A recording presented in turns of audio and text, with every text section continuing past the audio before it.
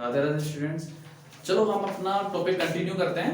Last class में हमने देखा था सेल के जो ऑर्गेनल्स हैं उसके बारे में हम बात कर रहे थे। सेल ऑर्गेनल्स में हमने जो जो देख लिए थे वो मैं आपको डायग्राम के थ्रू बताते जा रहा हूं, ठीक है। ये हमारी सेल थी, सेल मेम्ब्रेन।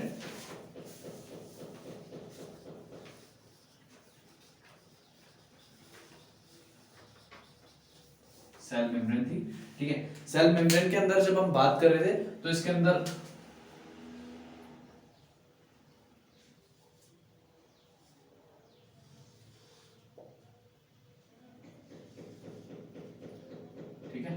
ये क्या था अपना न्यूक्लियस,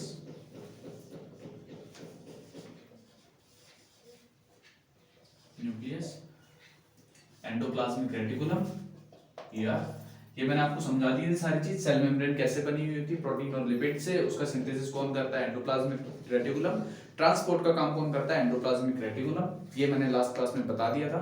जो जिसके ऊपर ये होते हैं ना दाने दाने जिसपे होते हैं राइबोसोम के, ठीक है, वो होती है रफ एंडोप्लाज्मिक रेटिकुलम, RER, ठीक है। ये प्रोटीन्स का सिंथेसाइज करेगी। और जिसपे कुछ नहीं होता, प्लेन होती है, वो होती है SER, वो फैट का सिंथेसाइज करेगी। और ये प्रोटीन का ये चीज मैंने आपको लास्ट क्लास में बता दी थी। इसके बाद मैंने आपको बताया था जब ये प्रोटीन और फैट का सिंथेसाइज करेगी तो फिर जो गोल्जी एपेरेटस होंगे,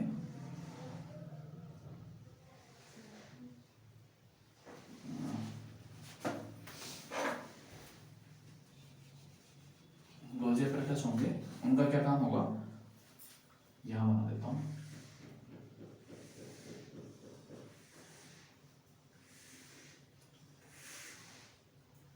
ये इनकी पैकेजिंग और डिस्पैच का काम करेंगे। जो प्रोटीन और लिपिड बने उनकी पैकेजिंग करी और डिस्पैच कर दिया। अब पैकेजिंग और डिस्पैच करेंगे तो उनको लेके कौन जाएगा, एंडोप्लाज्मिक रेटिकुलम, ठीक है। डिस्पैच के बाद में उसका आगे का काम कौन करेगा, एंडोप्लाज्मिक रेटिकुलम, प्रोटीन और लिपिड का पैकेजिंग और डिस्पैच। अब इसके अंदर से कुछ बैग किसके बनेंगे, लाइसोसोम के,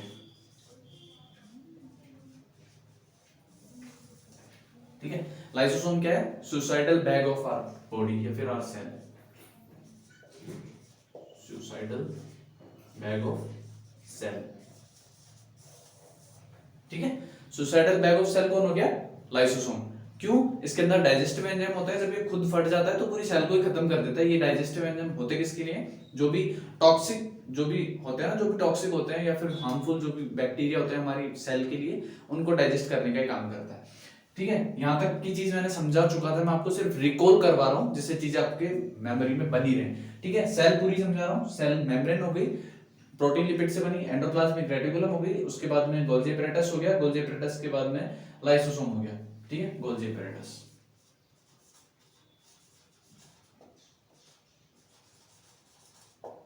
ठीक है। गोल्जी एपेरेटस हो गया, लाइसोसोम हो गया। इसके बाद में मैंने आपको एक स्ट्रक्चर और बताई थी, न्यूक्लियस को थोड़ा इधर लिख दो ना, जगह हो जाएगी अपने पास, है ना। समझ में तो आ रही है ना चीजें भाई। देखो कुछ भी समझ में ना आए ना, कमेंट करो, सॉल्यूशन मिलेगा। कमेंट नहीं करोगे तो मन में दबा के रह जाओगे। बात मन में दबा के रखने से अच्छा बोल दो, मन में कोई बात रखनी नहीं है। 9th 10th दबा के पढ़ो। और जो कहते हैं ना बिल्कुल गलत कहते हैं कि 9th 10th में कहते हैं 9th 10th पढ़ लो उसके बाद नहीं पढ़ना पड़ेगा, फिर कहते हैं 11th 12th पढ़ लो उसके बाद नहीं पढ़ना पड़ेगा। गलत कहते हैं भाई। 9th 10th और 11th 12th अगर आपने बहुत अच्छे से पढ़ ली ना तो आपको रिवार्ड मिलना शुरू हो जाता है। कॉलेज टाइम पे ही आपको मिलना शुरू हो जाता है, उसका रिटर्न जो मिलना होता है वहीं शुरू हो जाता है वो। तो इसलिए पढ़ो, दबा के 9th 10th छोड़नी नहीं है। बेसिक्स है, बेसिक्स जिसके जितने स्ट्रॉन्ग होते हैं ना उतना ही आगे जाता है। नींव मजबूत होनी चाहिए और 9th भाई नींव है ना। तो 9th को ढंग से पढ़ो। ये अपना है माइटोकॉन्ड्रिया। अब माइटोकॉन्ड्रिया के हम स्ट्रक्चर देखें तो इसके अंदर एक तो डबल मेम्ब्रेन होती है, ठीक है। डबल मेम्ब्रेन के अंदर माइटोकॉन्ड्रिया,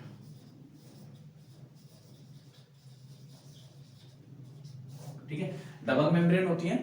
बाहर वाली जो मेम्ब्रेन होती है उसके अंदर पोर्स होते हैं जो एक्सचेंज के लिए होती है। अंदर वाली फोल्डेड होती है। फोल्डेड क्यों होती है, सरफेस एरिया बढ़ाने के लिए, जिससे जो एटीपी फॉर्मेशन होता है उसकी केमिकल रिएक्शंस के लिए सरफेस एरिया ज्यादा हो, ठीक है। फोल्डेड होती है और इसके अंदर एनर्जी प्रोड्यूस होती है और वो एनर्जी एटीपी की फॉर्म में होती है। ठीक है, ये मैंने सब लास्ट क्लास में बता दिए थे, लेकिन ये डायग्राम दोबारा बना रहा हूँ इसलिए रिकॉल करवा रहा हूँ आपको। आज वाली क्लास का टॉपिक इधर शुरू करेंगे, ठीक है। ये सब किस में होंगे, ये सब होंगे एनिमल सेल में, एनिमल सेल और प्लांट सेल, ठीक है। ये सब दोनों में होंगे, एनिमल सेल में भी होंगे और प्लांट सेल में भी होंगे। माइटोकॉन्ड्रिया हो गया, माइटोकॉन्ड्रिया से एनर्जी बन गई। एनर्जी कैसे बनी, वो दोनों लेयर है, अंदर वाली से एनर्जी बनेगी, बाहर वाली से एक्सचेंज होगा, ठीक है। और इसको माइटोकॉन्ड्रिया को मैंने एक नाम और दिया था, मैंने तो क्या दिया था, साइंस में है नाम दिया हुआ है, हालांकि आपके 9th में नहीं है, 10th में है, लेकिन 10th के अंदर नाम नहीं दे रखा बुक के अंदर, आपको अभी पढ़ना पड़ेगा। Unit of cellular respiration, unit of cellular respiration किसको बोलते हैं, माइटोकॉन्ड्रिया को, क्योंकि रेस्पिरेशन कंप्लीट माइटोकॉन्ड्रिया में जाके होती है, ठीक है। इसके बाद में हम बात करते हैं, ये सारे हम कल देख चुके थे। अब क्लास 9 के अंदर जो फंडामेंटल यूनिट ऑफ लाइफ है, सेल जो चैप्टर है, उसके अंदर 5th जो आता है, 4 मैंने बता दिए थे, प्लास्टिड। प्लास्टिड की अगर बात करें तो प्लास्टिड एक तो प्लांट सेल में होता है, सबसे पहले प्लांट सेल, ठीक है, प्लांट सेल में होता है कंप्लीट। ये 2 टाइप्स के होते हैं, एक तो क्रोमोप्लास्ट और दूसरा ल्यूकोप्लास्ट।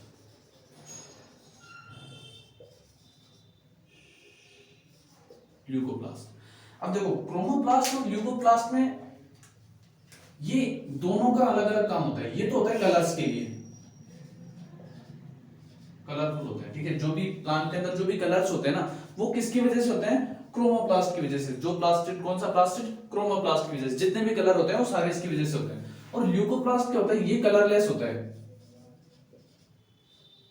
कलरलेस या फिर व्हाइट कलर, ठीक है। या तो कलरलेस होगा या फिर व्हाइट कलर का होगा, कौन सा, ल्यूकोप्लास्ट। दोनों प्रेजेंट होते हैं किसमें, प्लांट्स में प्रेजेंट होते हैं। अब बात करें क्रोमोप्लास्ट की, तो जो फ्लावर्स का कलर होता है वो क्या होता है, इसकी वजह से होता है, क्रोमोप्लास्ट की वजह से। लेकिन लीव्स जो होती है ना, उनके अंदर एक पिगमेंट होता है, वो कौन सा पिगमेंट होता है, ग्रीन कलर का होता है, क्लोरोफिल। Chlorophyll, chlorophyll green. जो लीव्स होती है ना प्लांट्स की, वो ग्रीन क्यों होती है, क्योंकि उसके अंदर क्लोरोफिल प्रेजेंट होता है, क्लोरोफिल। और जो क्लोरोफिल जिसके अंदर प्रेजेंट होता है ना, उसको बोलते हैं क्लोरोप्लास्ट।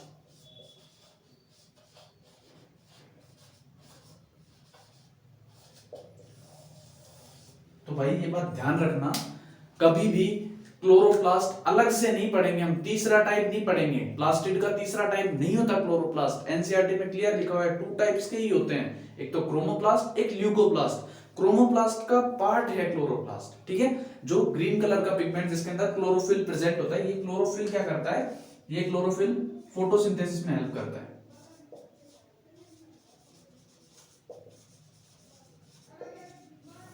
फोटोसिंथेसिस समझते हो ना, सनलाइट की प्रेजेंस में जो प्लांट्स अपना फूड प्रोड्यूस करते हैं वो होता है फोटोसिंथेसिस।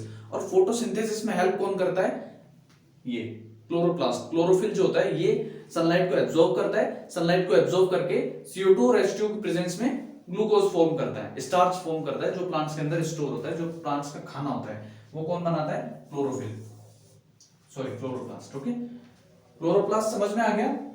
और इसके अलावा जो क्लोरोप्लास्ट है ना, इसके अंदर एक तो येलो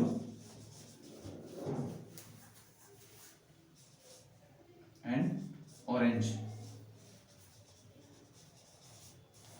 ये 2 पिगमेंट और होते हैं जो इंपॉर्टेंट नहीं है, इंपॉर्टेंट ग्रीन है। ग्रीन कलर वाला क्लोरोप्लास्ट में होता है, जो सनलाइट एब्जॉर्ब करता है। फोटोसिंथेसिस में सबसे ज्यादा हेल्प कौन करता है, क्लोरोफिल, क्लोरोप्लास्ट, ठीक है। अब इसके बाद में हम बात करते हैं ल्यूकोप्लास्ट की। तो ल्यूकोप्लास्ट कलरलेस होता है, व्हाइट कलर का होता है। ये क्या काम करता है, ये एक तो इसके अंदर फूड स्टोर होता है, दूसरा जो ऑयल होता है ना, ऑयल जैसे सरसों के अंदर ऑयल होता है, वो किसकी वजह से होता है, ये ल्यूकोप्लास्ट की वजह से। ये एक तो इसके अंदर ऑयल और जैसे जो भी ग्लूकोज या फिर स्टार्च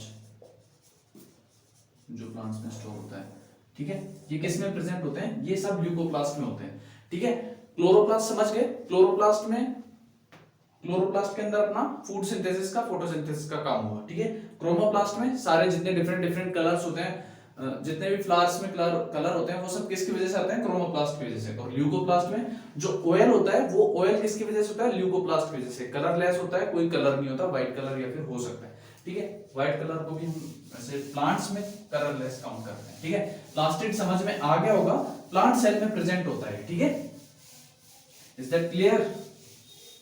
अरे बोलो भाई हाँ कि ना, मजा आ रहा है नहीं आ रहा? सेल पढ़ रहे हैं ना, हैं? चलो ठीक है, अब हम नेक्स्ट देखते हैं और धीरे धीरे हम चैप्टर को खत्म करने की तरफ लेके भी जा रहे हैं, क्योंकि सेल के अंदर बहुत ज्यादा कुछ बचा नहीं है, खत्म होने वाला है हमारा धीरे धीरे में भी, आराम आराम से भी। अब देखो सिक्स्थ जो है वो है वैक्यूल्स। वैक्यूल्स वैक्यूल्स मतलब कोई खाली जगह है, जैसे सेल है, सेल के अंदर कोई खाली जगह जहां पे जो भी हमारा फूड होगा वो जाके स्टोर होगा, ठीक है। उसके अलावा जो वेस्ट होता है ना, वो भी जाके उधर ही स्टोर होता है। हाँ, लाइसोसोम जो वेस्ट होता है ना, उसको भी डाइजेस्ट करने का काम करता है। सेल के अंदर जो भी वेस्ट होता है उसको भी डाइजेस्ट करने का काम करता है। वैक्यूल क्या होता है? जो स्टोर करने का काम करता है, ठीक है। वाटर स्टोर कर लिया, जैसे प्लांट्स है, प्लांट्स के अंदर वैक्यूल बड़ी होती है, ठीक है। एनिमल्स में तो बहुत कम होती है, क्योंकि एनिमल्स कभी भी खुद का खाना स्टोर करते हैं है नहीं। प्लांट्स स्टोर करते हैं, जो क्लोरोफिल में बनाते हैं ना प्लांट्स, वो खाना स्टोर करते हैं। एनिमल्स में स्टोर तो करना होता नहीं है। हाँ, अमीबा जैसे है, यूनिसेलुलर जो होते हैं वो फिर भी स्टोर करते हैं, तो यूनिसेलुलर के अंदर इसका यूज होता है, लेकिन एनिमल्स में बहुत ज्यादा यूज इसका होता नहीं है, ठीक है। ना के बराबर होती है, लेकिन प्लांट्स में प्रेजेंट होती है कंप्लीट। प्लांट्स में और एनिमल्स में स्मॉल, ठीक है। प्लांट्स में लार्ज होती है और एनिमल्स में स्मॉल होती है। जो प्लांट्स होते हैं ना, उनके अंदर जो वैक्यूल होती है बड़ी होती है ना, इसलिए इनका न्यूक्लियस साइड में होता है, बीच में नहीं होता, सेंटर में। एनिमल्स में सेंटर में होता है, लेकिन प्लांट्स में न्यूक्लियस हमेशा साइड में होता है। क्यों? क्योंकि इनके अंदर वैक्यूल बड़ी होती है, वैक्यूल बड़ी होने की वजह से वो साइड में होता है। और इसका काम क्या होता है? फूड स्टोर का, ठीक है। फूड स्टोर का काम हो गया, या फिर वेस्ट भी इसके अंदर स्टोर होता है, ठीक है। स्टोरेज का काम करती है वैक्यूल जो होती है ना, ये स्टोरेज का काम करती है, ठीक है। अब ये और दूसरा काम क्या करती है? जो सेल होती है ना प्लांट्स की, उनमें टर्जिडिटी जो होती है ना, टर्जिडिटी वो किसकी वजह से होती है? वो होती है इसकी वजह से, वैक्यूल की वजह से। क्यों? इसके अंदर पानी जाएगा, भरेगा, फूलेगी, फूलेगी तो सेल भी फूलेगी, बाहर से सेल वॉल उसको टाइट कर देगी, तो टर्जिडिटी कौन करेगा? प्रोवाइड उनको, प्लांट्स को, ये वैक्यूल, ठीक है। वैक्यूल का काम समझ गए, स्टोर का काम होता है। और स्टोर का काम किस में होता है? वैक्यूल के अलग अलग काम और होते हैं जो हम टिश्यूज में पढ़ेंगे। जैसे प्लांट्स जो तैरते हैं, कमल का प्लांट जो होता है ना, ठीक है, वो तैरता है ना, वो क्यों तैरता है? ये आएगी काम आगे, ठीक है, वो हम आगे पढ़ेंगे। नेक्स्ट चैप्टर है जस्ट इसके बाद वाला ही। अब देखो, जो सिस्टम थे ना सेल के अंदर जो काम कर रहे थे, चाहे वो प्लांट हो चाहे वो एनिमल हो, हमने दोनों का देख लिया। सेल की हमको चीजें समझ में आ गई कि भाई हाँ, ये है हमारी यूनिट है बॉडी की, सारे काम यही कर रही है। जो हमारी बॉडी के अंदर हो रहा है वो सारी एक अकेली सेल में भी हो रहे हैं। एनर्जी बन रही है, ठीक है, डाइजेशन हो रहा है, लाइसोसोम कर रहा है, ठीक है, पैकेजिंग का काम भी हो रहा है, जो प्रोटीन फैट बन रहे हैं, ठीक है। और इसके अंदर न्यूक्लियस जो है ना, उसके अंदर अपना जेनेटिक कंपोनेंट जो होता है ना, डीएनए आरएनए, वो भी प्रेजेंट है। तो सारा काम सेल के अंदर ही हो रहा है भाई। तो यूनिट तो क्या है हमारी? सेल ही है। Fundamental unit of life cell, okay. Fundamental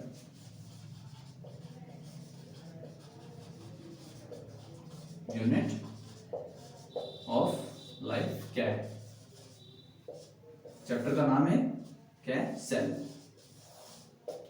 अब देखो, सेल डिवीजन थोड़ा सा दे रखा है, बहुत ज्यादा नहीं दे रखा।